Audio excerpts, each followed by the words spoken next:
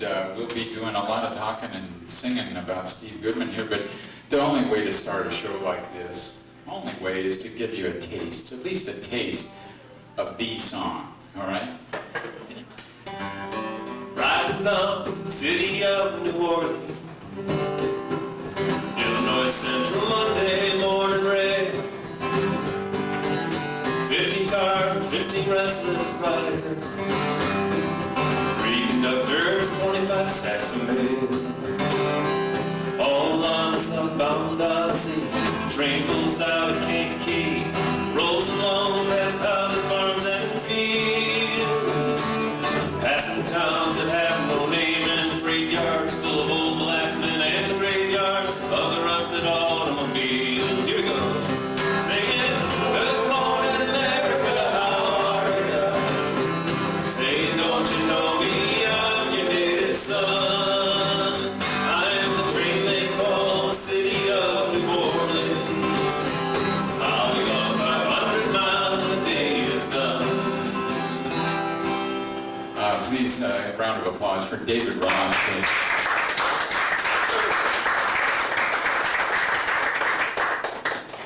Thank you so much, David.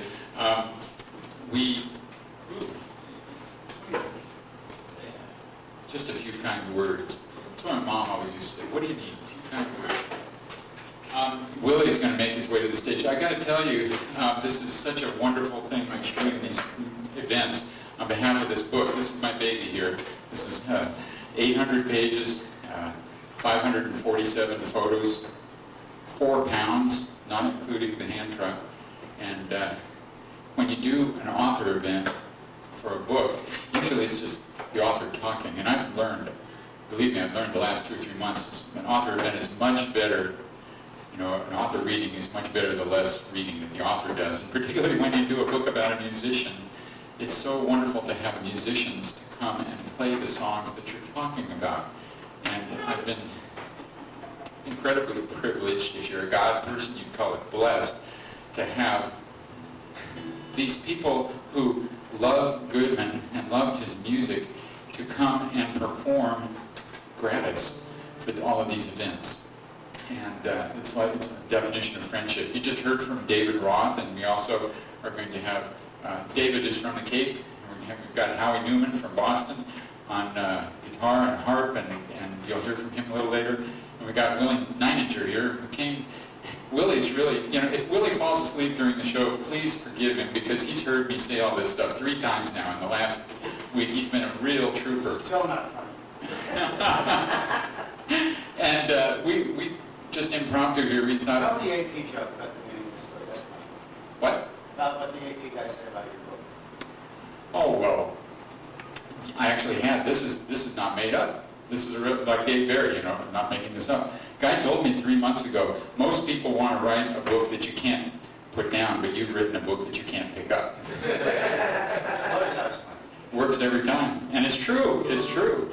I've had people say that they get bruises while they're reading the book, falling asleep at night, you know, the book falls on them.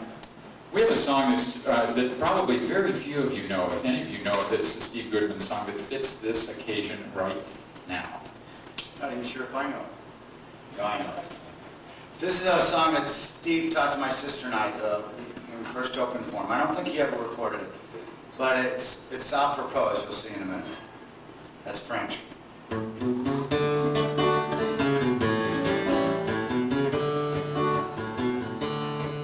There's no place around here, looks like a place, so this must be the place. Maybe you should wait in the car, just in case. Maybe we got the wrong night, or they forgot to pay for the lights. There ain't no business like show business when there's no business.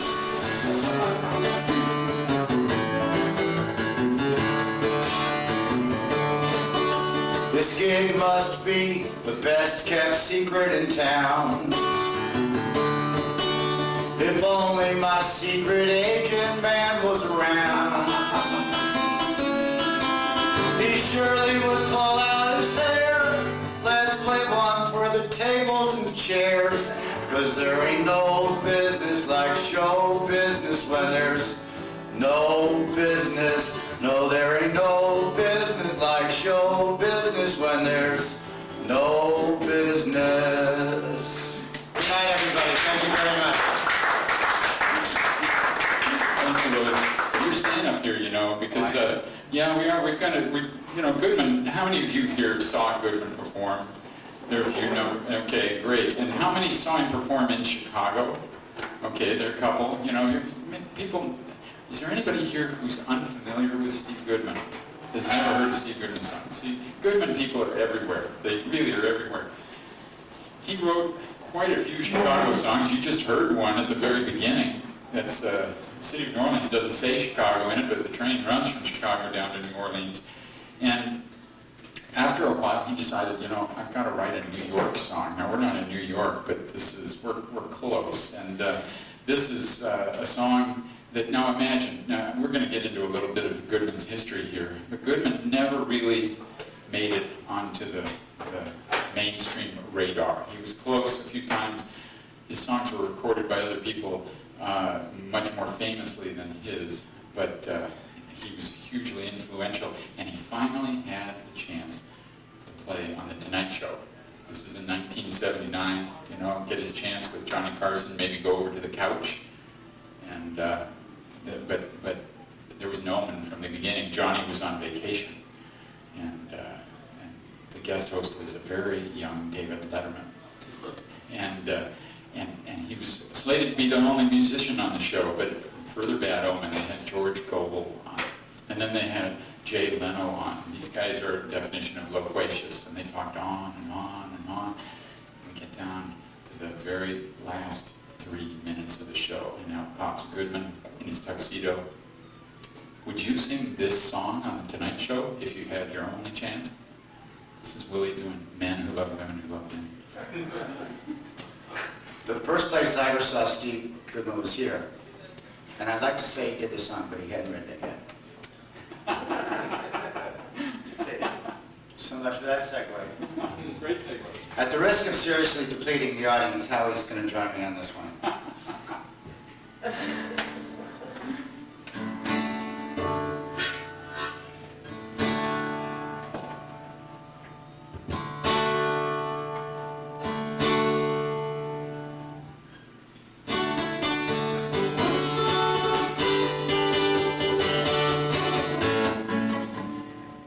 Steve would appreciate this moment, I think.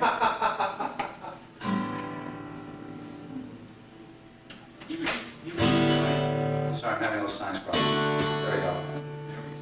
Take two.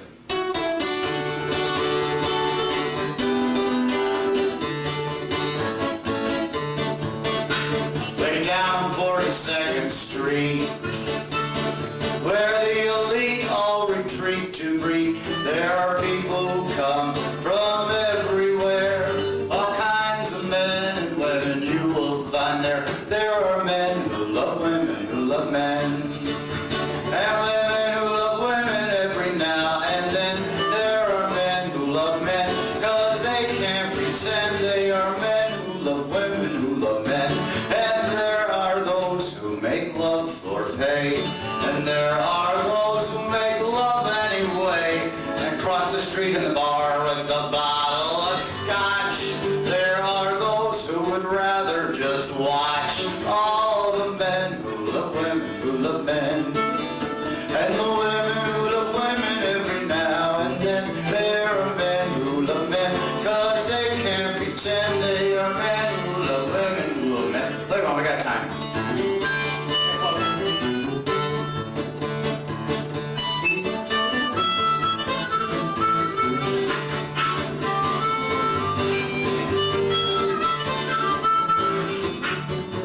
And there are those who make love to machines that don't talk back and are easy to clean. And there are those who will tell you out loud that they can only make love in a crowd of men who love women who love men, and women who love women every now and then. There are men who love men, 'cause they can't pretend. They are men who love women who love men. Here we go again.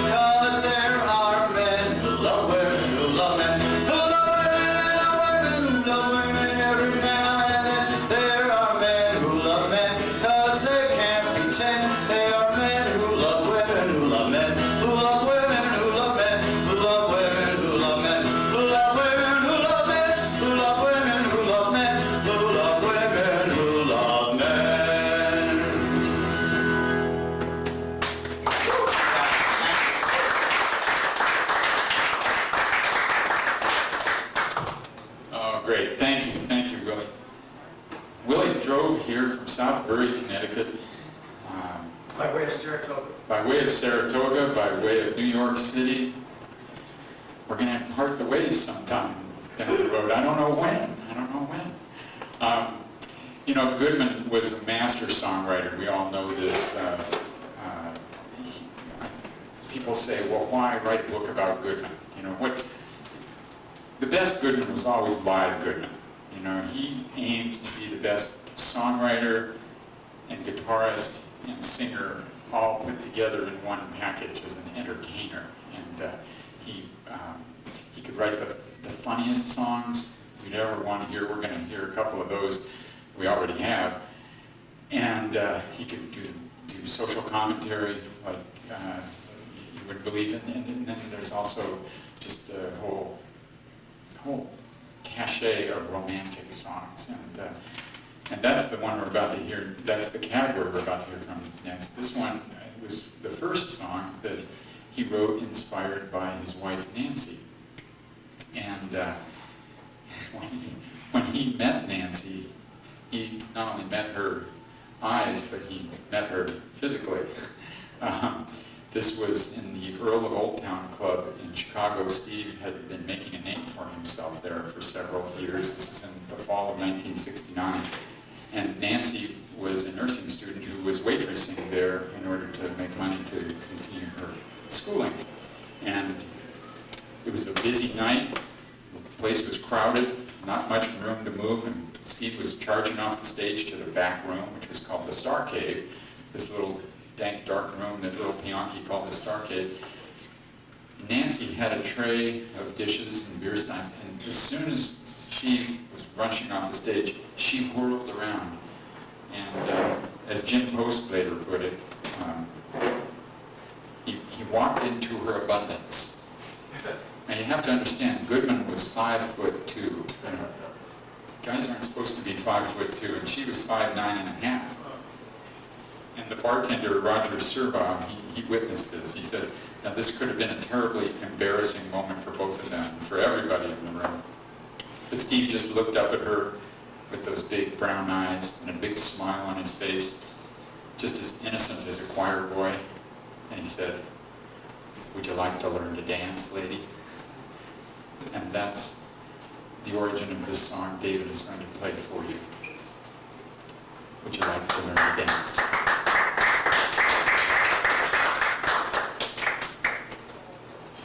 Clay, what's great about I love this song the first time I heard it.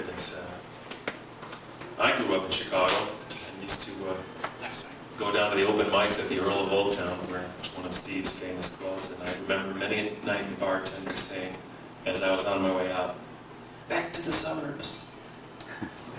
I still have a lot of work to do.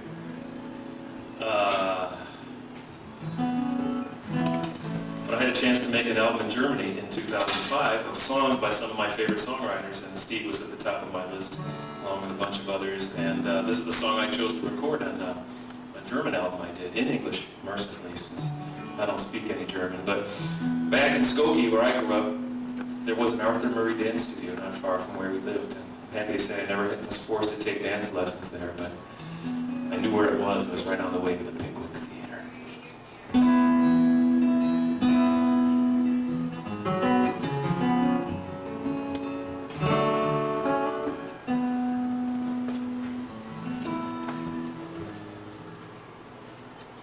Would you like to learn to dance? Well, I can show you that. Got a book here with all you need to know. We can draw the Arthur Murray patterns right here on the floor. All you have to do is follow me. Then we'll dance around for a while. You can leave now if you want to, I don't mind. Nothing I wouldn't do to see you smile.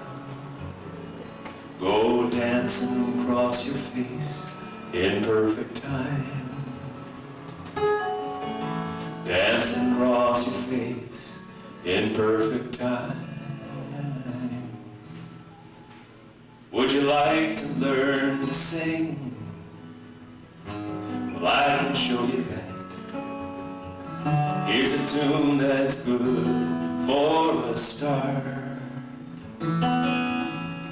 You can sing all the high parts if you really try, while I play along the tune on my guitar. Then we'll sing for a little while. Let the harmony go ringing in your mind. You sing so much better when you sing with a smile. Makes all the notes come out so sweet and high.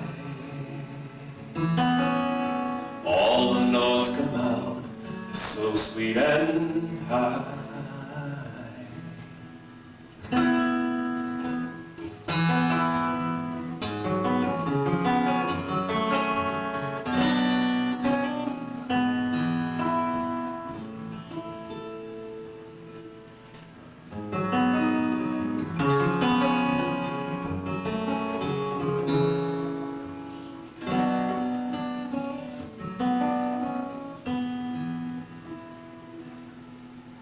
Would you like to learn to love? That's something else again. I can show you how to sing and smile and dance. I have no key to open your heart, and no way that I could make you take that chance. So we'll dance around the room a while, and we'll sing a tune or two to pass the time. Smile a lot, and if you really want to, we can try a little loving. I don't mind. Try a little loving. I don't mind.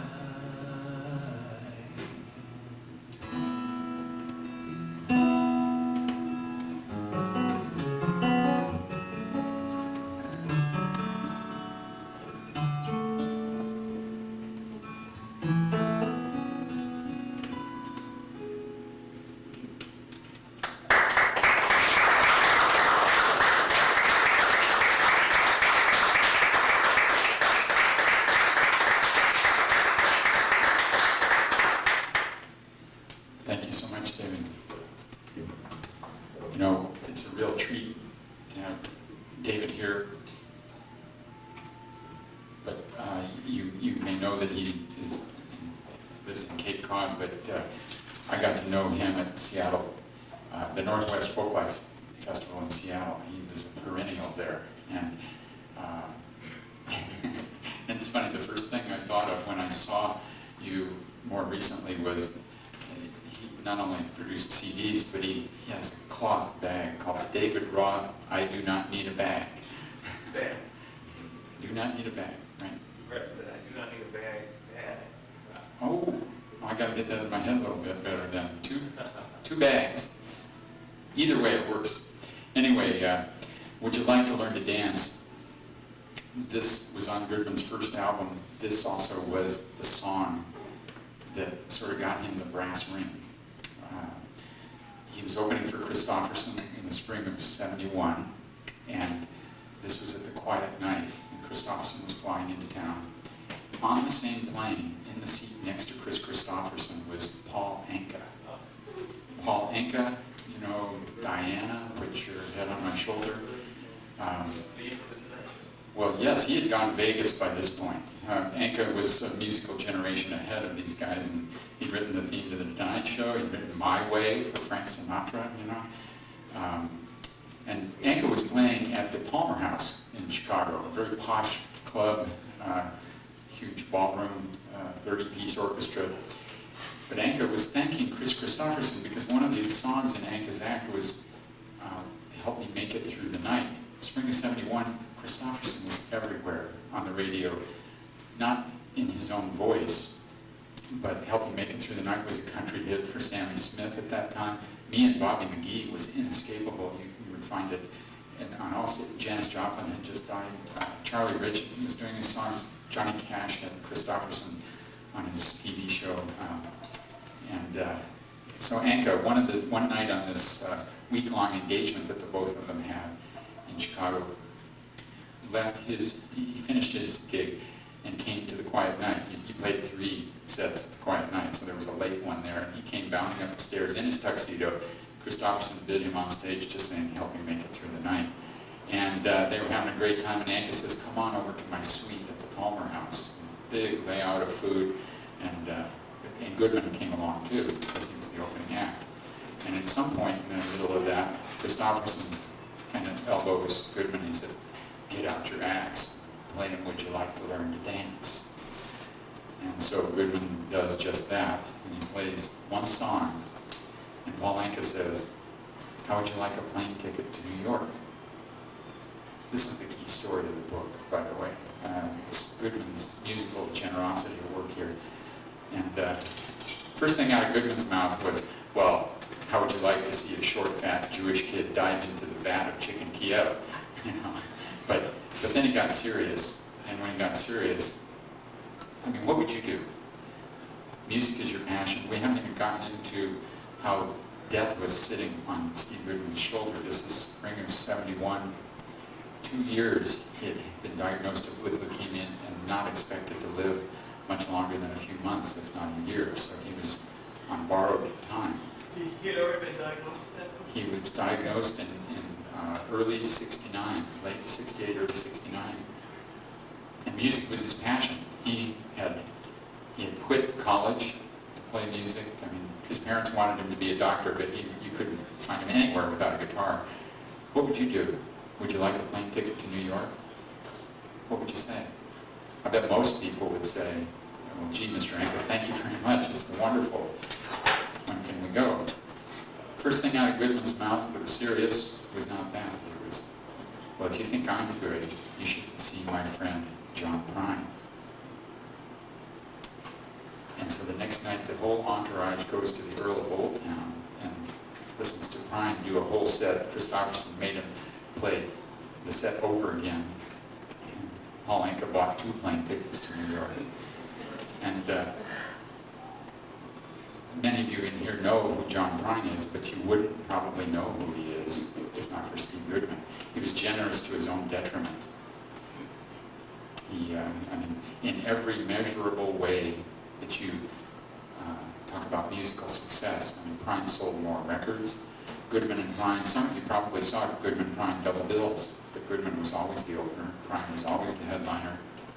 He owes an awful lot to Goodman, and I'm grateful that I have his voice in the book. I got to interview Prine for more than 4 hours. As I've interviewed so many people for this book, I mean, it's a who's who of pop culture from the music of the 70s and the 80s.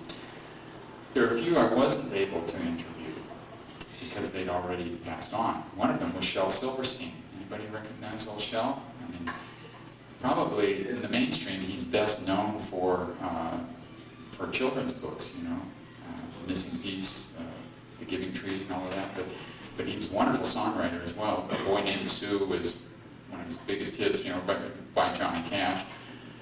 And Goodman even wrote a few songs with Shel. But they didn't sit down in a room, like, sit down at a table and talk over guitars or whatever. They'd have a correspondence course going. And this next song that Howie's going to play for you was like that. Now, some of you know the song, This Hotel Room, right? Yeah. Wonderful song. And, you know, Goodman, typical Goodman, he says, I didn't write that song. I just put down everything that was in the room and it rhymed. You know, that's all. It's a litany, one thing after another, and it's so charming. It's so, I mean, Goodman's songwriting was such that it was so specific that you could see it. It was like a movie going in your mind. Well, this next song was a later song of his, and it also deals with a litany, but it's a little different. It's a song that has the premise of a guy who falls asleep late at night with his TV on. and has visions of all of this late night stuff, mail order, you know, if you order now you get 10 teeny tiny clothespins kind of stuff, you know. And the reason I bring this up here is that Shel Silverstein is a co-writer on the song. It's an illustration of how they worked. I interviewed so many people, more than 1,000 people. One of the best things about talking to so many people is gathering materials. Tapes of concerts are wonderful, or demo tapes. They're just gold as research material. And I came across from someone who gave me a demo tape of Goodman demoing this song. But he wasn't demoing the song for anybody to hear as a finished product. It was a tape he had made to send to Shel Silverstein because he wanted some advice. And on the tape, this is what it says. I mean, he put this in the mail. It says, "Dear Shel, help!" He's talking about this song. He says, "The stuff just keeps coming. It's like Mickey and the Sorcerer's Apprentice. The water keeps coming, okay? And I don't know how to express that. The guy pinches himself, and it doesn't matter whether he's asleep or awake by that point. It's just that he's in a scrape. So you tell me what to do with that, okay?" I guess we'll hear the result here from Howie, but I can tell you that the version of that song on that demo tape is almost identical to the finished product. Goodman would give songwriting credit if somebody walked through the room, and I think Shel just gave it his stamp of approval. A little applause, a little transition applause. One of the things that I've always been a big Steve Goodman fan, and one of the things that drew me to his music was his great sense of humor. I mean, he didn't write all funny songs, he wrote a lot of really good funny songs. And he was just a funny guy, and when he was up on stage, he was very effervescent and had a lot of energy, and very spontaneous, and you just kind of never knew what was going to happen. So here's one of my favorite songs. I guess Clay explained it a little bit. Very sad, sad song.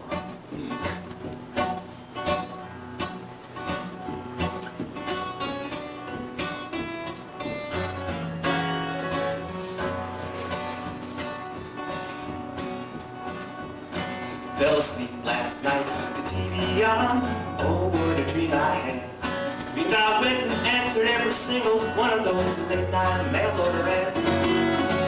4 to 6 weeks later, much to my surprise, the mailman came to my front door and I couldn't believe my eyes when he brought the Vegematic and pocket fisherman too. Illuminated, illustrated history of life, boxcar Willie with a kids unite, bamboo steamer and a smokeless ashtray too, and a tie-dye big no souvenir shirt from 6 Flags over Burbank.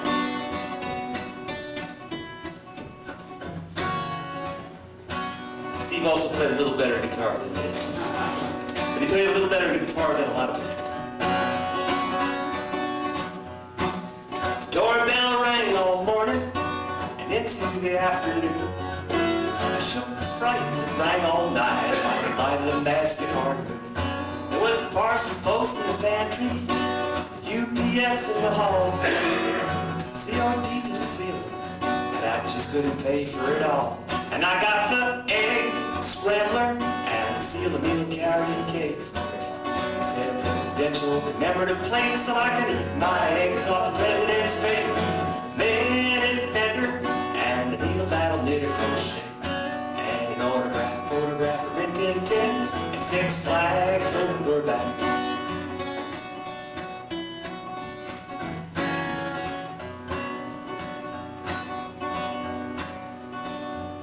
I remembered I was dreaming, so I gave a mighty cheap.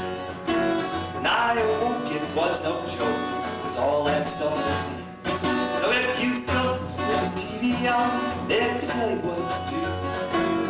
Rip the telephone out of the wall, let's want this to happen to you. 'Cause you'll get the Vegematic and a pocket fisherman too.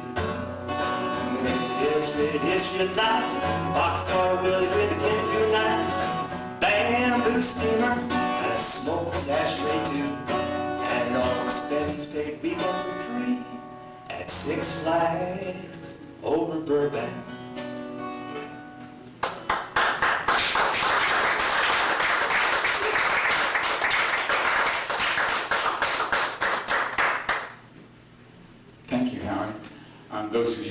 Howie's music know that this song fits perfectly into his persona and repertoire. It's the guy who bases his whole act on songs that make you smile. And we're going, you know, I was talking about Shell and him co-writing. He co-wrote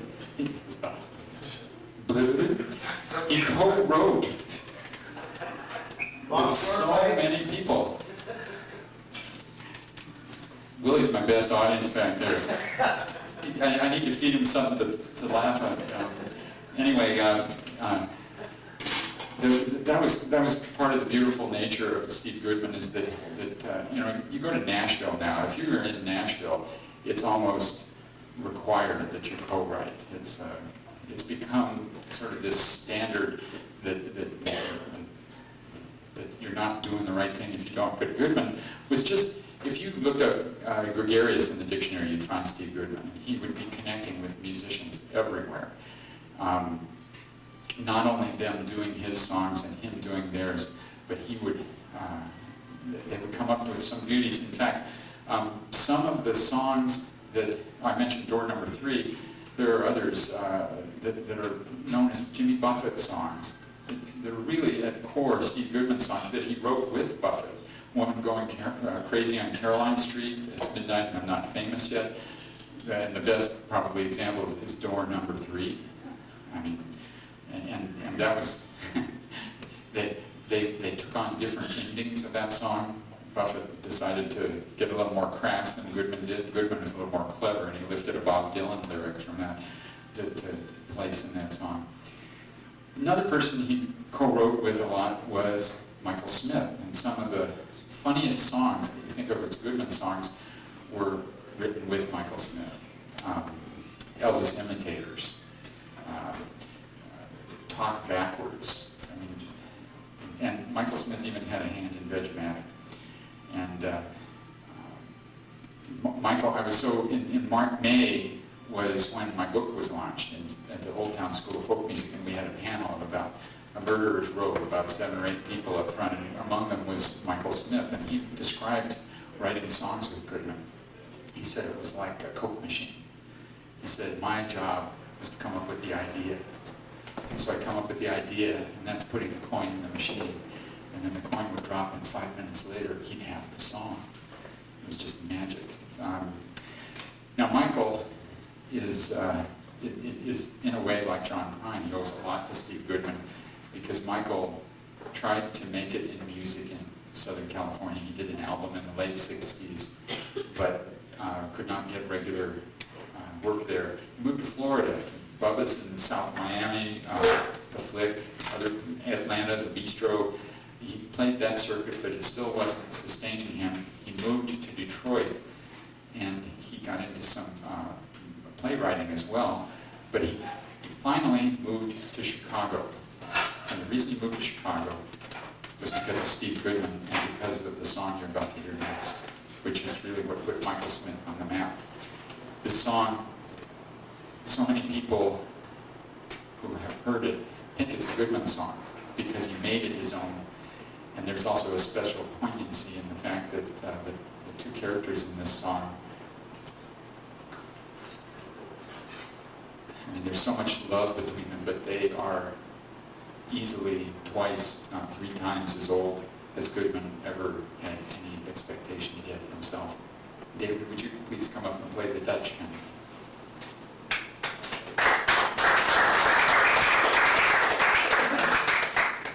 How do you know a verse of this?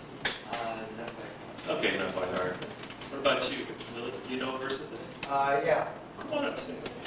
Sing the middle verse. A little busy. Huh? Yeah, I can tell.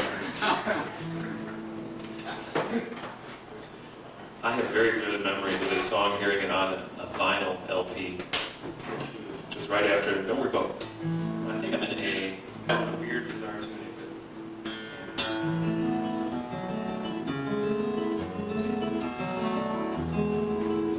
I remember gluing my, let's see, it was this year, because the stereo speaker was on that side of the living room in my house in Anchorage, Alaska. Gluing my ear with my guitar, listening to Steve Goodman's version of what I knew was a Michael Smith song. And I learned it, and I played it a lot. And when this was another song I picked for that German album of covers that I did, Clay, and wanting to be true to the songwriters, I went to iTunes and I got Michael's version of this song I heard Steve Goodman sing a million times, and found that Steve had changed a few words. So I'm going to do the Michael Smith words. They're subtle, you know, but they're more reflective of what Michael was writing about. Very subtle changes, but just a beautiful song. The first time when we rolled the tape in Germany in 2005, when we started recording this one, both the producer who was in the control room and I just burst into tears. We had to start over again.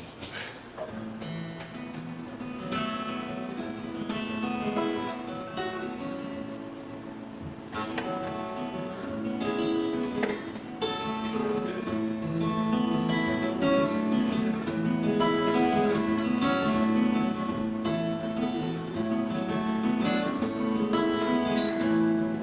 The Dutchman's not the kind of man to keep his thumb jammed in the dam that holds his dreams in. But that's a secret that only Margaret knows. When Amsterdam is golden in the morning, Margaret brings him breakfast, she believes him.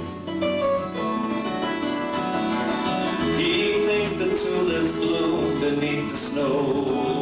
He's mad as he can be, but Margaret only sees that sometimes. Sometimes she sees her unborn children in his eyes.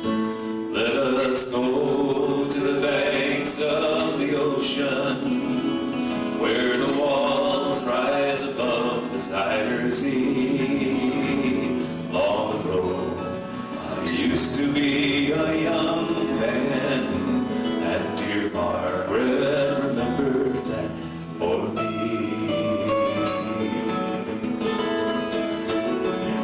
Dutchman still wears wooden shoes. His coat and hat are patched with love that Margaret sewed there. Sometimes he thinks he's still in Rotterdam, and he watches tugboats down canals, calls out to them when he thinks he knows the captain. Tomorrow comes to take him home again, through unforgiving streets that trip him. Though she holds his arm, sometimes he thinks he's alone and he calls her name. Let us go to the banks of the ocean, where the walls rise above the Zuyder Zee. Long ago, I used to be a young man, and dear Margaret remembers that for me.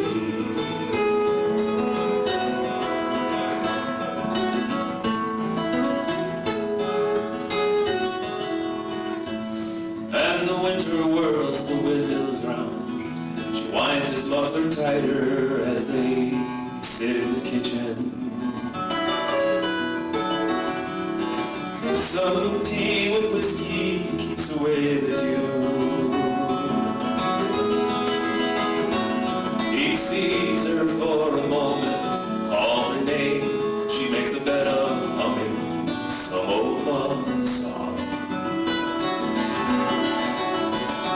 She learned the tune when it was very new. He hums a line or two. They hum together in the dark. Margaret falls asleep. Margaret blows the candle out. Let us go to the banks of the ocean, where the walls rise above the Zuyder Zee. Long ago, I used to be a young man, and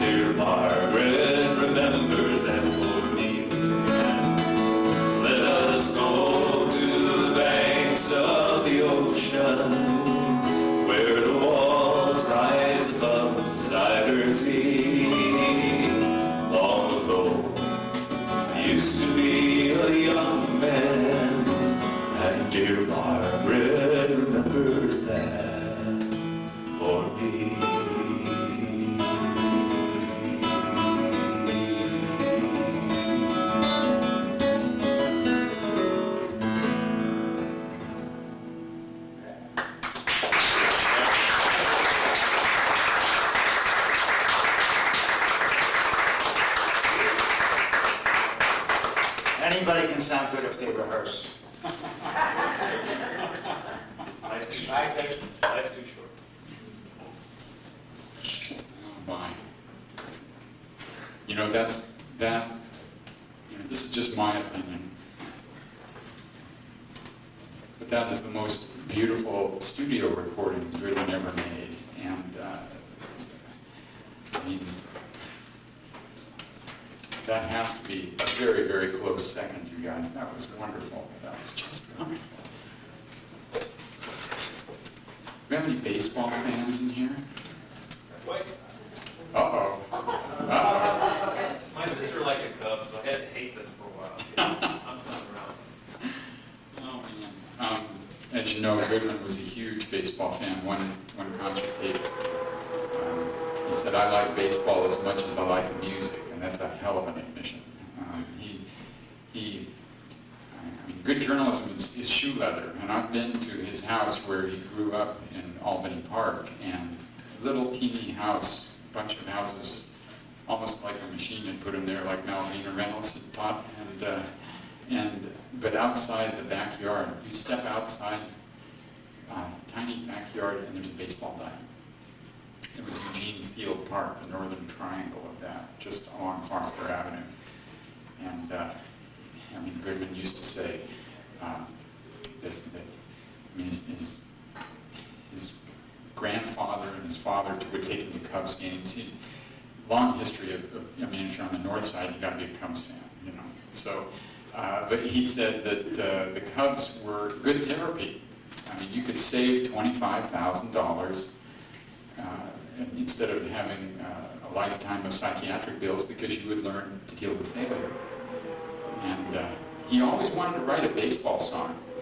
And, you know, now there are a lot of baseball songs out there, and I think he kind of started the trend. And we're about to hear one, but I want you to hear a little bit of his thinking. And then we're going to hear from Howie, who's really going to introduce the consummate baseball song.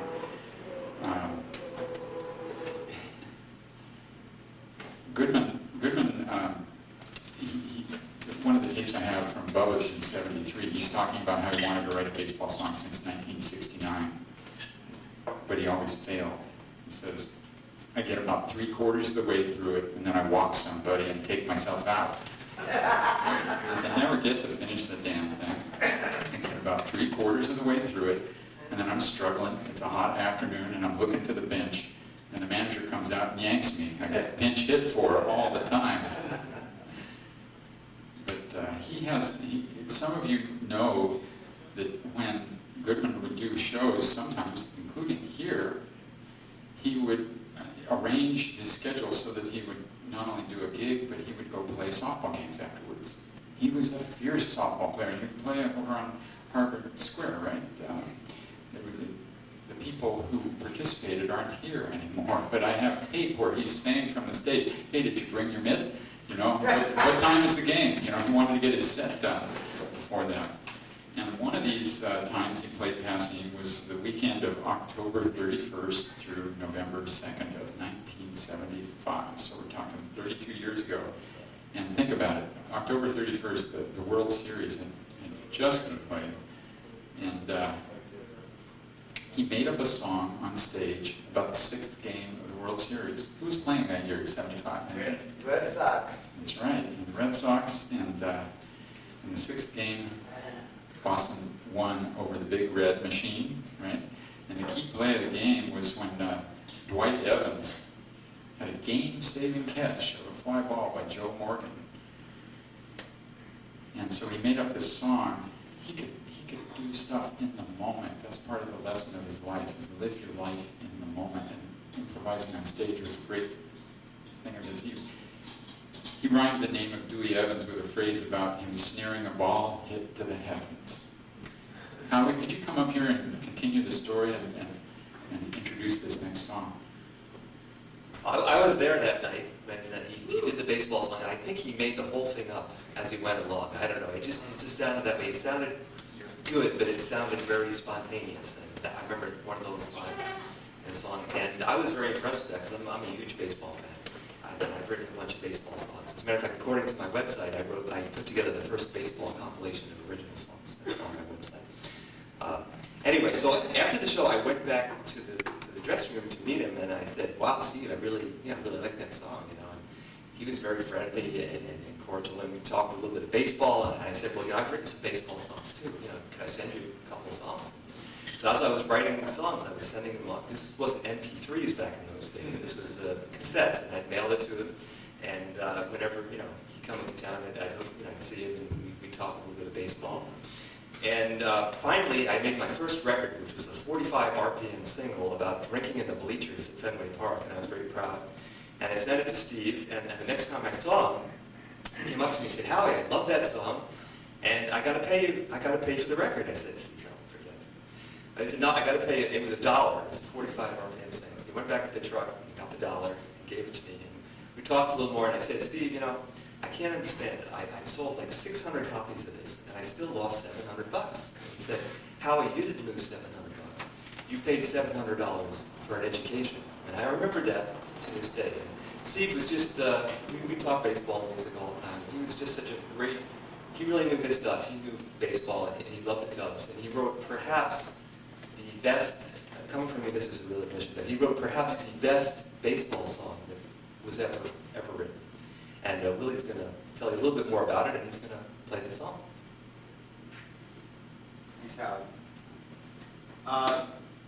I had the good fortune to open for Steve Goodman a few times with my sister and the rest of my family, and he was indeed a big baseball fan, and I am too. My business cards are baseball cards. And I've sung national anthem for the Mets 6 times, and I also sang for the White Sox one time. And you remind me of the story that I heard Steve tell on one of his live records. Do you remember when I don't know if I'm not trying to find out how old you are, but do you remember when the White Sox won the pennant in '59? Yeah, absolutely. Yeah. Okay, well Steve told the story that somebody, maybe it was the mayor. It was the fire commissioner. Okay, the fire commissioner, thank you. I was very young. He said, yeah, it was probably 41, and somebody told the story. Is that girl asleep, by the way? Yeah, but it's awesome. No, not taking it personally. It alters the couple of words in my story. Let me know if she wakes up, otherwise I'm going to tell the original version of the story. And so the fire commissioner, thank you. When the White Sox won the pennant finally, since what, 1917 or something? 19, you remember that one? Black Sox. Yeah, that's another story. But anyway, so the fire commissioner set up every air raid siren in the city, is that right? So Steve said he was 12 years old at the time, and it scared the heck out of him. And he was hiding under the table with his little brother. And he said, the White Sox finally won the pennant, and it's the end of the fucking world. But this is about the Cubs. And this, I have to say, this song was a big pain in the neck to learn. But I love Steve, and I love baseball. And Eric France was supposed to do it in New York, and he had a play rehearsal, so I learned it. And I've been trying to practice it at my other gigs, to reinforce the lyrics. It's got a lot, as you will see. And Sunday I was playing Southbury, Connecticut, the annual Sacred Heart picnic for about 400 people. And I was saying to my keyboard player, who doesn't like to rock the boat, I said, I got this Steve Goodman sort of bluesy baseball song about death I need to practice. And he said, I don't know if this is the right venue for that. And I said, but I really wanted to, rehearse it. So look, this by the grace of somebody, there was an old guy in the crowd with a Cubs hat. And the way Steve always used to borrow the hat, so I borrowed this guy's hat and did it again. But all I had today is my Red Sox shirt, so here we go.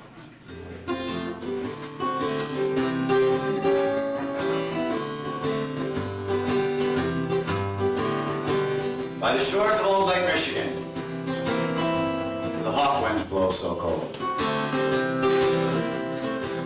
The old Cubs fan lay dying. This midnight hour that told.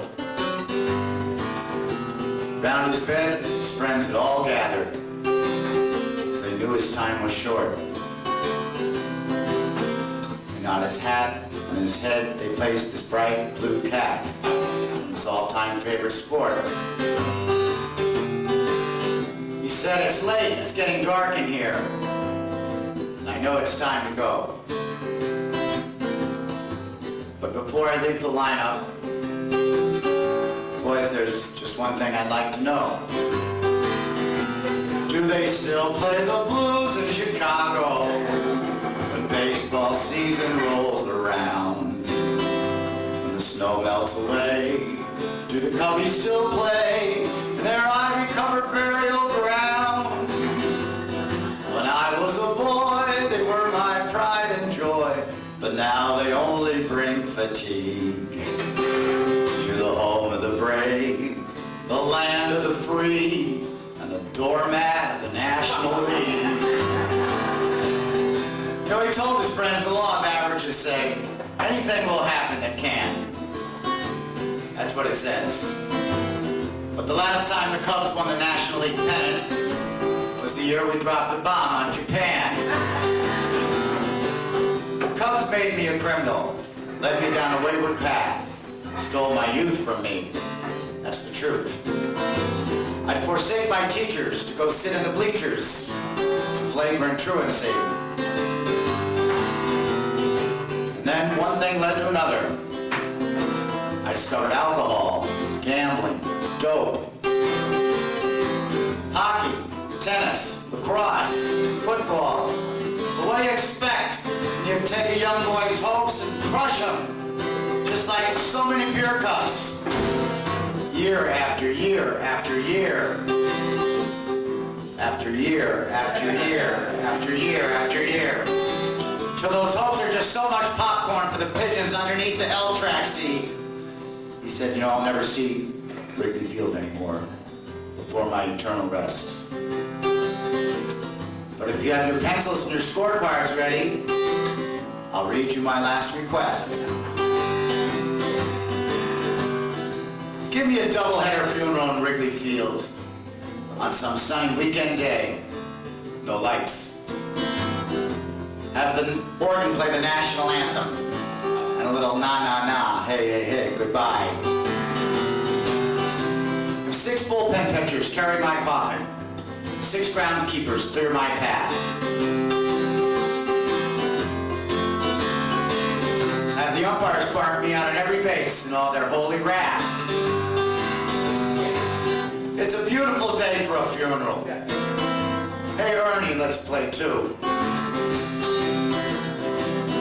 Somebody go find Jack Brickhouse and have him conduct just one more interview. Have the Cubbies run out in the middle of the field and have Keith Moreland drop a routine fly. Buy everybody 2 bags of peanuts and a Frosty Malt. I'll be ready to die. Build a big fire and home plate out of Louisville Slugger baseball bats. Toss my coffin in. And watch my ashes glow in the beautiful snow from the prevailing 30-mile-an-hour southwest winds. When my last remains go flying over the left field wall, we'll bid the bleacher bums adieu. And I'll find my final resting place out on Waveland Avenue. Well, the dying men's friends told me to cut it out. They said, stop it, it's an awful shame. But he said, don't cry. We'll meet by and by near the Heavenly Hall of Fame. He says, I've season tickets to watch the Angels now. That's just what I'm gonna do. But you, the living, you're stuck here with the Cubs. So it's me who feels sorry for you. He said, play that Lonesome Losers tune. That's the one I like the best. He closed his eyes and he slipped away. This was his dying Cub fans' last request, and here it is. Do they still play the blues in Chicago when baseball season rolls around? When the snow melts away, do the Cubbies still play in their ivy-covered burial ground? Oh, when I was a boy, they were my pride and joy. Well, now they only bring fatigue to the home of the brave, the land of the free, and the doormat of the National League.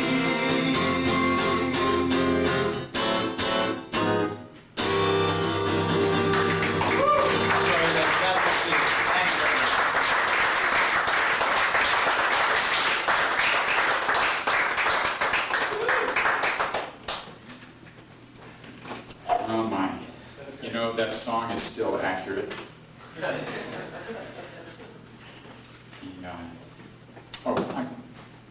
I got to read you something about that. Kind of fun. Fun in a mordant sort of way. About 2 months before he wrote that song, he was being interviewed. Steve was being interviewed by a New York radio guy named Peter Becker. And somehow they got on the topic of baseball. Goodman had not written this song, although baseball was always on his mind. He said, Goodman says, I require the Chicago Cubs to win sometime in my life. But I must admit, I despair having this requirement fulfilled during my lifetime. And the interviewer, Peter Becker, was wondering what in the heck he meant. And he said, everybody feels this way. I'm from St. Louis. Goodman crossed him right away. He said, now you guys won a baseball championship during the lifetime of most Americans here. He's talking about the Cardinals back in '67, right?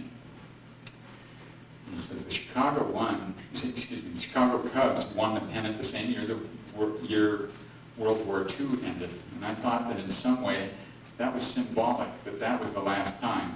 Now, I must admit that if they are ever again going to use nuclear weapons in wars, if that's the next time the Cubs win, I hope the Cubs never win, okay? Because those were the two things that happened that year. The Cubs won the National League pennant, and people destroyed each other a lot. I don't think they're tied up either, but those two really are the major events of that year somehow. And the interviewer was trying to follow this, and he said, well, at least those two events were both unprecedented. Goodman said, yeah, and my God, I hope one of them is repeatable. He says, I know which one that is. If you look at the catalog of Steve Goodman's songs, they are just filled with references to death and to mortality, not in a morose way, really. He was one to laugh at death, and, he said Dying Cub Fan was about some old guy. This was before his leukemia had become public, but I don't think anybody in the room can believe that this was about some other guy other than the guy who wrote it. Goodman's songs were very down to earth. You could really catch the meaning right away. You could see the images. Very rarely did he write a song that was sort of up in the ether. And the one song that he did do that with was his very first serious song. In fact, it was the one that he wrote at Sloan Kettering Cancer Research Center when he was there for his first leukemia treatment in early 1969. It's a very sad song. It's called Song for David, and the title is a dodge. When he was interviewed about this song, and it was very rare because it was an uncharacteristic Goodman song, he would say it was for his brother David, but that was a dodge. I talked to the guy who helped him come up with the chord structure for the song, and this was a song about leukemia, and it basically was about how he could never win his race with the sun. And it was a huge song of despair. There were several other songs that Goodman wrote in which the sun came around as a sort of a metaphoric angel, and it wasn't a friendly one, But near the end of his life, less than a year before he died, and he knew it was coming. He knew it was coming about when it was coming too. He decided to write a song where he made peace with the sun, and we're very privileged to be able to hear it today. David Roth learned the song for this occasion. It's not a Goodman song that you hear very often. It's pretty obscure. And if you want to know where it is, it's on the Affordable Art album. But David is going to play for us When My Rowboat Comes In. With Howard.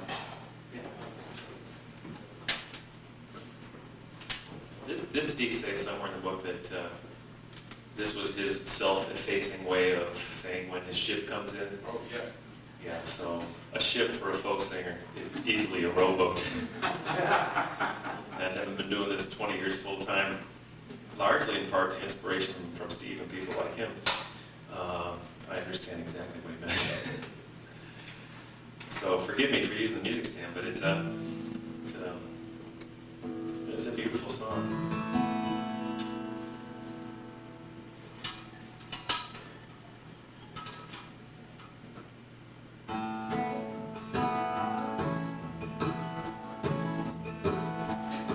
On a stormy night, when the clouds roll in, hide the lucky stars that I am under, and the smoky sky makes the heavens cry, when the lightning strikes so long before the thunder, when the rain is done and I'm all alone in the silence of the dawn that follows after. Then I need someone who can find the sun and chase away my sorrow with her laughter. When my rowboat comes in, there'll be room enough to ride, though the seas are rough in the highest tide. When the sun comes out on the other side, everything will be alright when we go rowing.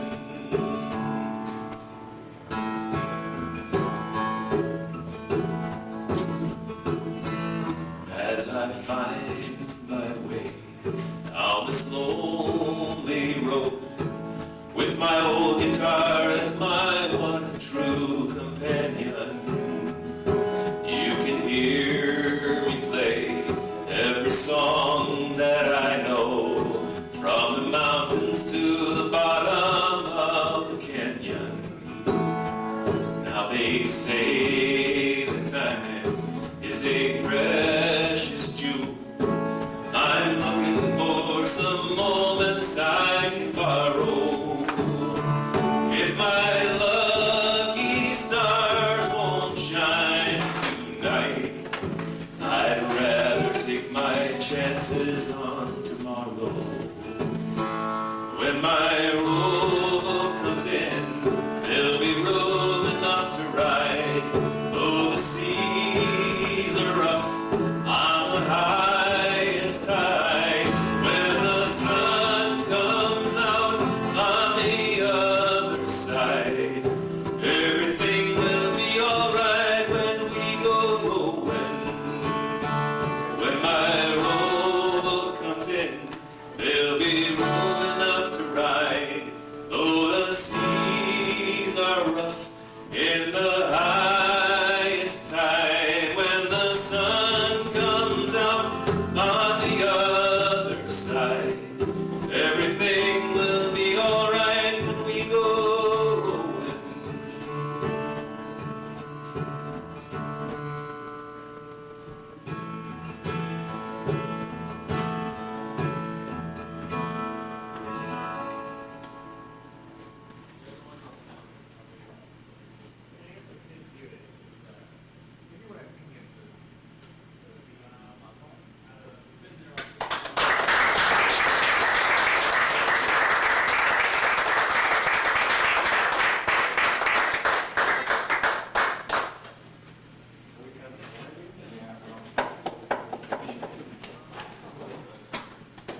Thank you, David.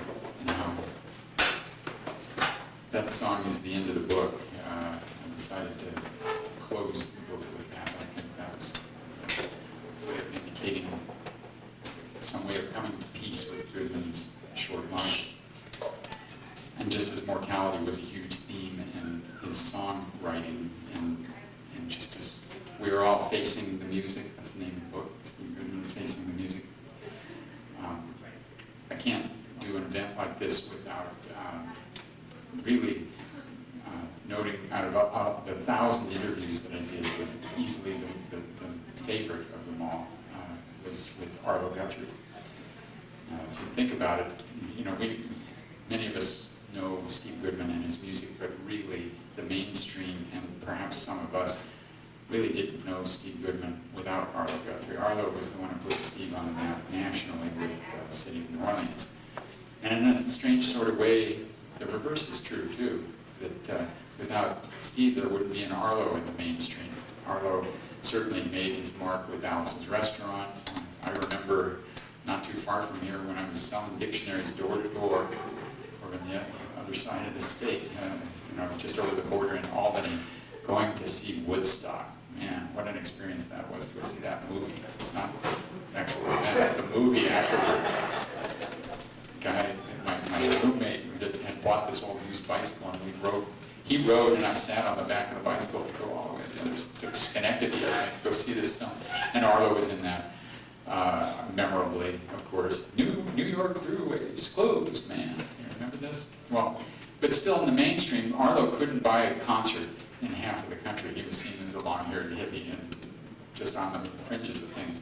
And then came City of New Orleans, and as Goodman, as Arlo told me, he said, I became a train guy. And that sort of legitimized him. It was his only hit, really. And I knew from the beginning that because of this relationship between the two, that I wanted him to do the foreword for the book. Book's got to have a foreword, got to have somebody on the front who's sort of introducing the book to you, particularly when it's somebody who's not necessarily a household name. But that proved to be a little more difficult than I thought it would be. First of all, think of it. Anybody in here imagine Arlo sitting down at a computer and writing and rewriting a foreword for a book? It just isn't in my imagination, but what he is a wonderful raconteur. He can speak extemporaneously wonderfully well. I already had a lot of regard for the guy, but after 2.5 hours in a Mexican restaurant in Louisville, Kentucky, having him expound on all manner of Steve Goodman stuff, I was just in the clouds. It was wonderful. I figured the best way to get a foreword out of him was to take his own words from the interview and write the foreword myself and send it to him and get him to okay it. It was all his words. And so I did that a little more than 2 years ago when I got the publisher's contract for this book. I sent him the foreword, no answer. And I waited a little while, sent it to him again, no answer. I emailed it to him, no answer.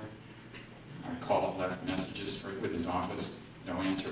Actually, a little more than a year ago, Arlo came to play the Woodland Park Zoo. And I lined up with everybody else afterward, shake his hand, remind him about this. And this was the last stop on a long tour. I'm learning what a long tour is about. And he looked at me like he didn't even know me. He was tired. And I was thinking, oh man, I don't know if I'm going to be able to pull this off. Well, the deadline was coming last December, and a friend, huge boon to the project, named John Epstein, who lives in Holyoke, emailed me, and he knew what the problem I was having, and he said, Arlo's wife Jackie has just posted some video on YouTube. Why don't you email her? I hadn't thought of that. This was a Sunday night, about 7 o'clock. I typed out a little email message and attached the foreword. And a half hour later, bing, in the inbox, there's a message from Jackie Guthrie. And all it said was, Arlo says yes. So that'd be a lesson. It's the power of the spouse, right? I want to read you the foreword. It's not that long, but it's very profound. I think it sets the tone for the book. And keep in mind two things. One, as I said, he didn't write this. This is just him extemporizing. And number two, when you think about it, he had more commonality with Goodman than music. Arlo himself did not know until he lived his life whether he was going to succumb from the same Huntington's chorea that his dad Woody did. And so there's a real deep connection between the two. This is Arlo. No one wants to believe consciously that they're going to have a short life. The most brilliant people in the world are going to deal with that kind of news or suspicion with some regret. It's just your body chemistry, the most basic part of being a human being. But at some point or another, I think everyone really knows. Whether they want to know it or have a chance to know it consciously or not, I don't know. I'm not an expert in this stuff.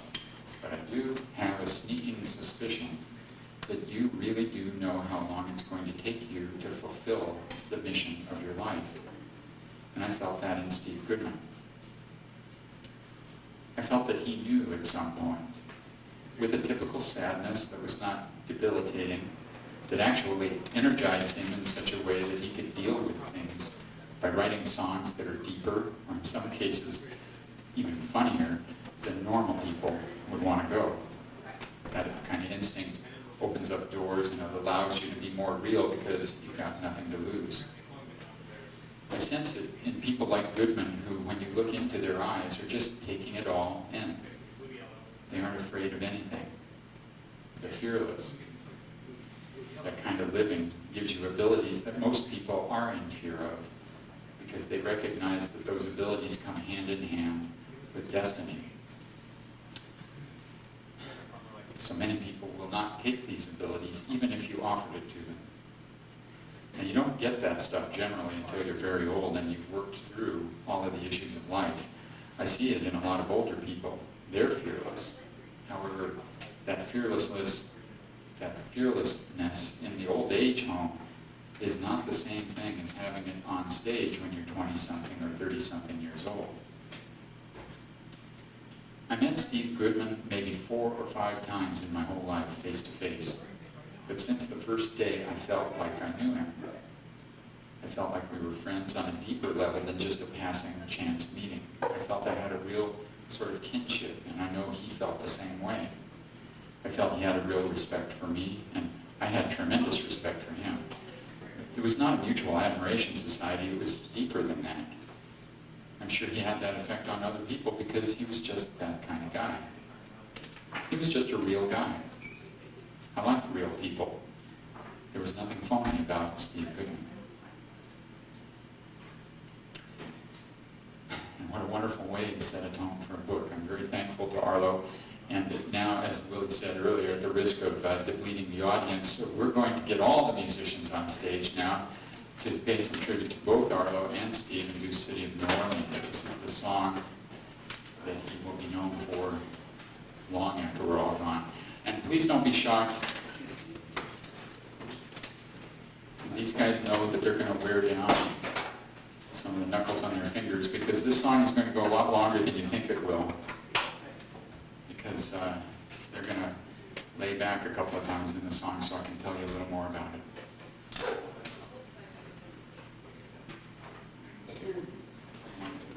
Don't worry about it. Yeah, we'll just Just don't sing.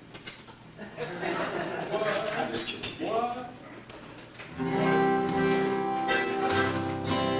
So there's 3 verses. I already sang the first verse. Who wants to do the first verse? Do the first verse, Willie want to do the second, I'll do the third. Wait, wherever we get those. Separated.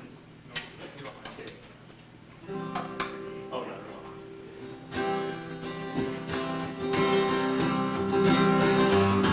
Riding along the city of New Orleans, Illinois Central, Monday morning rain. 15 cars, 15 restless riders, 25 sacks of land. All along the southbound dynasty, the train goes out of camp, goes along past houses, farms, and fields. As the trains have no name and graveyards full of old black men, and the graveyards of the rusted automobiles. Good morning, America, how are ya? Oh, don't you know me, I'm your native son. I'm the train they call the City of New Orleans. I'll be gone 500 miles when the day is done. Okay, let's keep the train going here. Now, most of you know that Steve wrote this song on the City of New Orleans. He loved to tell the story about how he was riding with his wife Nancy to go down to Mattoon in downstate Illinois to meet her 90-some-year-old grandmother. They had just gotten married, Steve and Nancy had. This was to introduce him to the grandmother. While they were riding on the train, Nancy fell asleep. Steve took out a sketchbook and started writing down the things he saw outside the window And the way he said it later was, it wasn't all that complicated. He says, when I write songs, you have to see it first. I can't make up things, and so I've got this stuff that I've written down, and it was just the muse hit me. It only took me about 40 minutes. It was not that big a deal. Well, that's the wonderful thing about research. There's more to the story than that. This was in the spring of 1970, but as some here in the room know, Steve went to college 2 different places before this time, and his first place at college was at the University of Illinois at Champaign-Urbana, which was downstate. And this was in 1965 after he graduated high school. And Interstate 57 had not been built through yet. And so many of the students came from Chicago, and they rode the train back and forth to see their parents on the weekend or Thanksgiving break or whatever. And so Steve was on that train quite a bit. But Steve was not very happy about the University of Illinois. In fact, while he was a genius in so many things, he was not a guy that could attend class. He would much rather be playing guitar. And he got kind of sick of what he called this giant machine of a university that was just training people for corporations. So in this disillusionment in the spring of 1967, shortly before he dropped out of school, he decided, I'm coming back from Chicago down to school, but I'm not going to stop at Champaign-Urbana. I'm going to ride the train all the way to New Orleans, find out what this is all about. So he did so, and came back up on the city of New Orleans. He fell asleep. It was in the morning, and he woke up, and it was kind of misty outside. And that's where he got the words, "Good morning, America, how are you?" I learned this from a high school friend of his named Howard Primer, who 2 weeks later with Steve got together with him at a Chicago club where they were penning lyrics on a napkin. And that's where the words, "Don't you know me, I'm your native son," came from. So then these scraps get tucked into Goodman's sketchbook, and come 1970, then he starts to put it all together, and he thinks he has this great song, and he does. He comes back to Chicago, but what he has is what we know as the first verse and the third verse, along with the chorus. And he's real excited, and he comes into the Earl of Old Town, and he finds Richard Wedler in the back room in the Star Cave, and he decides he's going to play it. He's got to play it to somebody, and he plays it for Wedler. Now, Wedler's not as excited about this as Steve. You know, he likes the song. He says, that's fine. A lot of people write train songs. Gordon Lightfoot wrote a good train song. But why don't you do something more? Why don't you do something like a Steinbeck would do and describe what happened on the train? Light bulb went off in Steve's mind. And he sat down at the table in the Star Cave, and in the next 10 minutes, he wrote the middle verse of the song. It's the one with the most endearing images, the rockin' babies and the paper bag that holds the bottle. And as soon as the song comes around on the guitar, we're going to hear it. Dealing cards with the old man in a club car. Penny a point, nobody keeping score. Pass that paper bag that holds the bottle. You can feel the rails rumbling beneath the floor. All the sons of Pullman porters, sons of engineers, ride their daddy's magic carpet, made of steam. It's gonna be good now. And the mothers with their babes asleep, rocking to the gentle beat. Rhythm of the rails is all they do. Wake up! Good morning, America.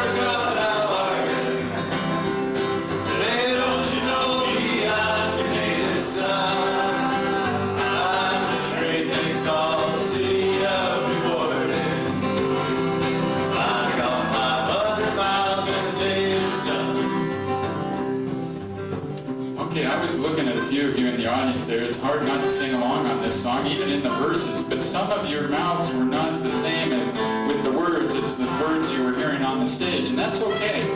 It's because we are so used to doing the Arlo Guthrie version of the song that is just emblazoned in our minds. If you were anywhere in the United States in the summer or fall of 1972, you couldn't escape it. It was everywhere. Arlo changed a few words, like from steel and feel is what he used instead of steam and dream. But they were pretty minor changes. These were changes that really respected the integrity of the song. Most of us think, well, Steve wrote the song, he recorded the song, it didn't do too well, but then Arlo recorded the song and it took over. Well, there was a little thing that happened in the middle there that was most interesting. Most people don't remember that in between Steve's version and Arlo Guthrie's version, there was a version by somebody we all know named John Denver. Now, Arlo was actually the one to introduce Denver to the song. If you saw the movie Almost Famous, you will remember the Continental Hyatt House Hotel down in Los Angeles. And this is where Arlo told John Denver about the song. John was just coming off of his #1 monster hit, Take Me Home, Country Roads, in the spring of 1971. And he was looking for another hit.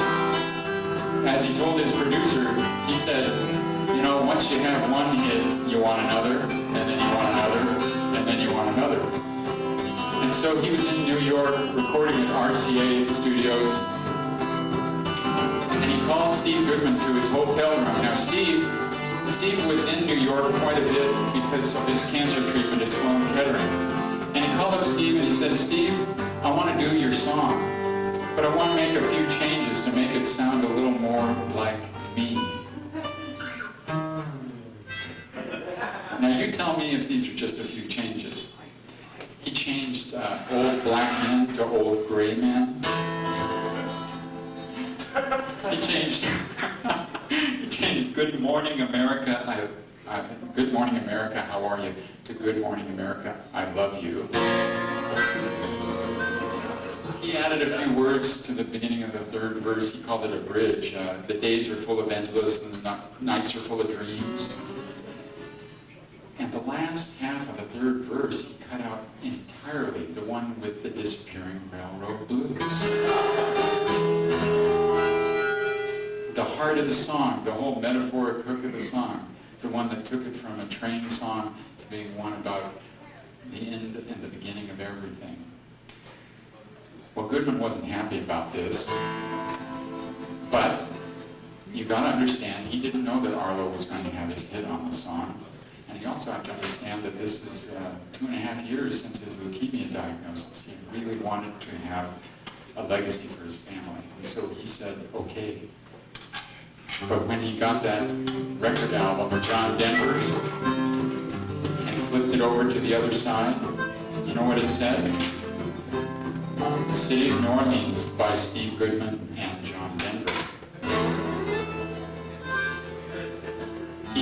Goodman was livid, and so was Arlo Guthrie, not just because Arlo was going to record it. Arlo had deep philosophical objections to it. Arlo told me that he was ranting to his wife Jackie.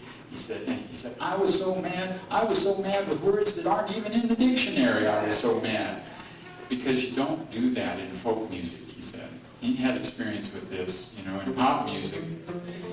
Many big pop stars will try to record a song. They will say, I want to record your song, you songwriter, but I want to take 50% of your royalties. That was common in pop music, but not in folk music. Elvis Presley, for instance. His manager called up Arlo's dad's Woody's, say that again, Clay. Arlo's dad, Woody's manager, to say, I want to record This Land Is Your Land. And of course the manager said no, because he wanted 50% of the songwriting royalties. Well, Arlo finally was expressing his anger too much to his wife. And his wife said, go tell John Denver himself. And so he did. He went and read John Denver, the Riot Act, at an EST seminar in San Francisco. And it was upstairs in a bedroom, and there was a desk over to the side, and John Denver sitting at the desk, and Arlo started to yell at him and saying, you can't do this. It's not just because Steve's dying of leukemia, it's just wrong to do. And John said, wait a minute, let's be friends. I'll make it right. And he did make it right eventually. Long time later, long after Goodman died in 1984, and in 1997, John Denver recorded a wonderful CD called All Aboard. It's an album of train songs. Daddy, What's a Train, many other songs, traditional and newer train songs. And he re-recorded City of New Orleans. And he did it the Steve and Arlo way. Kind of coming full circle here. But it was just a month later that John Denver crashed his plane and died. So this was the last recording John Denver ever made. Now, we're all very fortunate, I think, that we don't know the John Denver version of the song nearly as well as we know the Arlo Guthrie version. And again, we've got a lot of voices in this room. Let's hear the Disappearing Railroad Blues.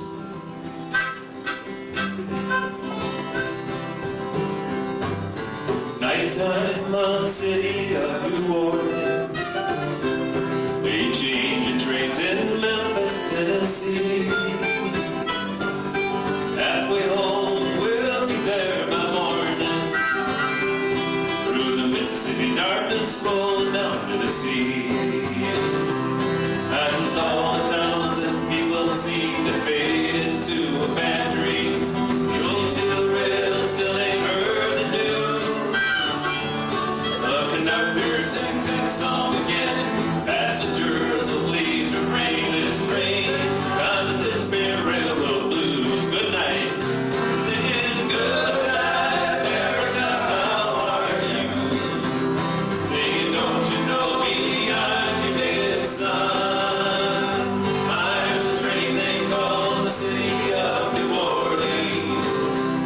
I'll be gone 500 miles and the day is done. I'll sing it one more time. Good night, America, how are you? Sing, don't you know me, I'm your native son. I'm the train they call the city of New Orleans. I'll be gone 500 miles and the day is done.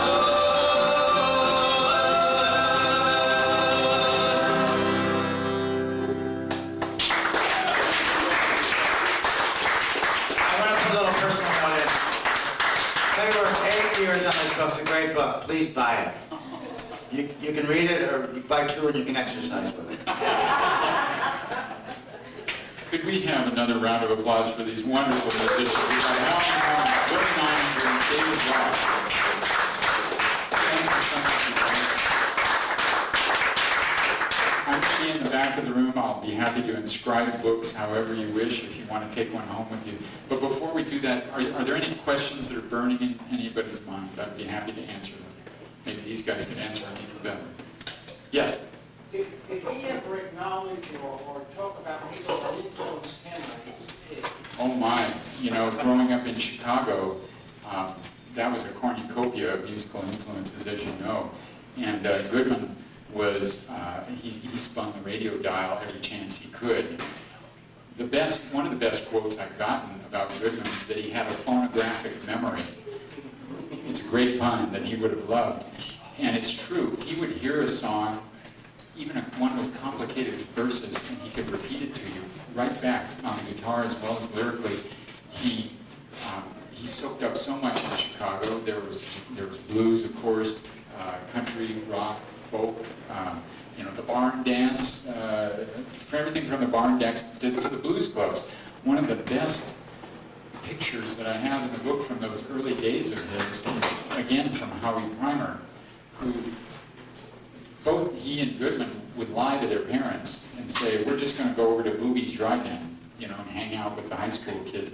But instead, they would sneak off to the south side of Chicago with Goodman driving the car with a couple of phone books underneath him, and in the cold and the rain, sometimes in the snow, in a car that didn't have any heat, and they'd end up down at blues clubs, and they would be the only 2 little white faces in a room of African Americans. And Steve, Howie was just sitting there drinking it all in and enjoying it, but Steve was writing down lyrics, and he was playing air guitar. He was trying to copy what he was seeing and hearing. You couldn't see him in high school without a guitar. And his musical roots go even further than that, because when he grew up in Albany Park, he, as a little grade school kid, Albany Park was a 99% Jewish neighborhood with several synagogues, and his synagogue, Temple Beth Israel, he was the boy soprano star. Imagine, 8 years old. What were you doing when were you singing for 300 or 400 people, David, when you were 8 years I'm old? still not really. Don't we have 300 or 400 people here today? He was doing that every weekend. You got to remember the context. This is the late 1950s. This is the baby boom. And some weekends they had 2 or 3 bar mitzvahs on a single Saturday. There were so many kids growing up in that neighborhood. And he was the one people came to singing these wonderful Hebrew songs. And he walked down the steps. I've done this myself in that same building. Walked down the steps of the choir loft, and they lowered the mic for him. He was barely 5 foot tall.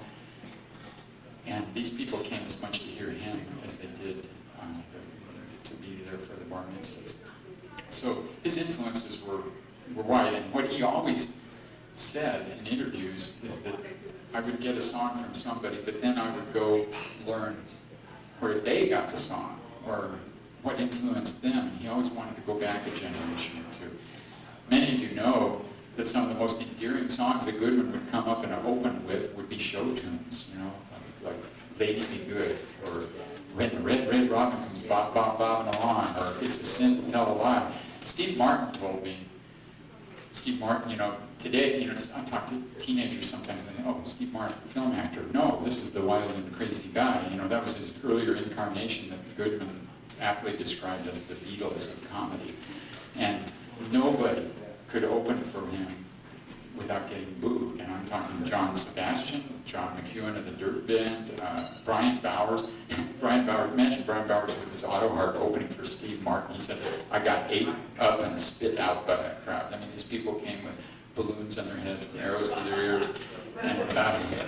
But John McEwen went to Steve Martin's agent, Marty Klein, and said, look, you got a problem here.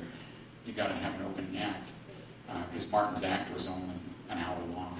And you need to sell t-shirts and you need to give people more of a show. And he said, the only guy who can do this for you is Steve Goodman. And they tried him out, and he got encores. And he ended up opening for Steve Martin more than 200 times. And what Steve Martin told me was that Goodman would come on stage, and in 30 seconds, he would get him. When the Red, Red Robin Comes Bobbing Along. He had magic in that in-the-moment sense. And part of it was pulling from those influences that you're talking about. He could pull out songs. A quote that's on the CD that comes with the book, there's about 6.5 minutes of Goodman talking, and he says, I wouldn't write a set list on a guitar if you paid me. He said, I know 1 or 2 songs I'm going to start with, and I got a couple that I can use to bail myself out if I'm really in trouble, but other than that, he'd come up with these incredible medleys of old blues songs or Temptations hits or whatever. Did I answer your question? It's way too long. Okay. Yeah. Yes, Phil. For people like myself who had never seen Steve Goodman perform, are there videos up there or bootleg clips on YouTube? There's lots of videos if you go to YouTube. Almost every video on YouTube of a performer is bootleg. They steal it and they take it down when somebody complains. Yeah. Is there anything official that you can buy? Yes, I'm about to say that if you don't have any Goodman or all your stuff is on LPs and you don't play records anymore, if there's one thing that you can get, if you just want audio, there's an anthology that came out in 1994 called No Big Surprise. But that even pales in comparison to a DVD that came out 4 years ago called Live from Austin City Limits and More. It consists mostly of his performances in 78 and 82 on Austin City Limits. And the thing about Goodman, again, live Goodman, you had to see him as well as hear him. And his records often didn't do him justice. So this is a marvelous thing. You can get it anywhere on the net, And I'm not trying to sell it, I don't get anything from it. I'm just telling you, that's far and away the best Goodman to get if you're only going to get one. Anything else? I just have a response that, One of my sources went to college with Goodman in 67 and 68, right? Like Forest College. Steve was a chubby kid. His nickname was The Hobbit. Hobbit. on the DVD, the leukemia is kicking in, and he's skinny. If you look at his picture on his first album, and then follow it through. But even that picture up there doesn't remind me of Steve. This is from 1980. His leukemia, if I can just explode that a little bit, his weight went up and down. He was a chubby guy when he was a kid, and then he decided, I mean, the prednisone puffed him up during the early treatment from 69 to 74. Then his leukemia went into remission, and at the same time, he said, I'm tired of being a chubby guy, and I'm going to go on a diet. And so all of a sudden, when he's on his new record label, the first album on Asylum, which is the gold standard of record labels, I mean, Bob Dylan, Joni Mitchell, Carly Simon, Eals, I mean, everybody who was on that label who was the top four stars. He's a skinny guy. In fact, I think he told the Passim audience here that he was going to lay off the cognac. But he gradually gained a little more weight during remission, and in '82 it relapsed, it returned from hiding, and he had 6 months in the hospital. And so the last year and a half of his life, he had a bump up in his head where they cut a hole in his skull to put what the technical term is an Ommaya reservoir, but he called it the turkey baster, to get the medicine down into his spinal cord where the leukemia had spread, and he had a Hickman catheter in his chest where he injected other medication, and he was getting thinner and thinner. What Bob was talking about is, remember you guys did Dying Cup Fan. Dying Cup Fan, he wanted to perform at Wrigley Field, and the NBC Today correspondent in Chicago, who's still the correspondent there, Mike Leonard, wanted to film him there in October of '83. The World Series was going on, but it wasn't happening at Wrigley. And he wanted to have kind of a news hook to get this song a national audience. And so Mike Leonard went to NBC Today and said, I want to do this. And they said, sure. Mike Leonard went to the general manager of the Cubs, Dallas Green, and Dallas said, no. He said, you cannot perform that song at Wrigley Field. Dallas had come in and he had proclaimed a new slogan called winning, a new tradition. And you bet it would have been a new tradition. And he didn't want Goodman there. But Mike Leonard went, and he sort of did an end run, and he went out to one of those walk-ups outside of left field that looks down on the field, and he had his cameraman shoot down so that you see Goodman in the foreground and Wrigley in the background. You can see down into home plate and all of left field. And Goodman, as you're saying, Bob, he's got a Cubs hat on, and it's shot at such an angle that half the time you can't even see his eyes because it's from a high angle, and he is fairly gaunt there. He was less than a year before his death at that time. The happy ending to that Cub fan story beyond that video is that there was a staff member at WGN, the Cubs station, who really wasn't too thrilled with Dallas Green saying, Goodman, you can't perform at Wrigley. And he went to Goodman during an appearance on WGN and said, Steve, we really want you to perform at Wrigley. Can you write us another Cubs song? And Goodman said, yeah, and it'll be an anthem. How many have been to Wrigley Field in the last 20 years? As Goodman said, sometimes the Cubs screw up and they win. And when they do win, at the very end, at the very last out of the game, and that's made, roaring over the sound system is go Cubs go Cubs go, hey Chicago, what do you say? The Cubs are going to win today. A roaring rock tune that he wrote and recorded 6 months before his death. They've used it as the Cubs theme song ever since then. And now they're doing real well with Lou Piniella, the manager, ex-Seattle guy. And, they keep playing that more and more. And there are 40,000 seats in that stadium now, and I wonder how many of those. And you can't get a ticket at Wrigley. I mean, those are hard to come by. Not like when Steve would go there and he said you could get a selection. And 40,000 people. I wonder how many of them know that Steve Goodman is singing to them and that they're singing out. Other questions? I'm sorry to talk your ears off. Willie's ears have already fallen to the floor. Thank you very much. You've been a wonderful audience. I'll be signing books. It's my privilege. Thank you.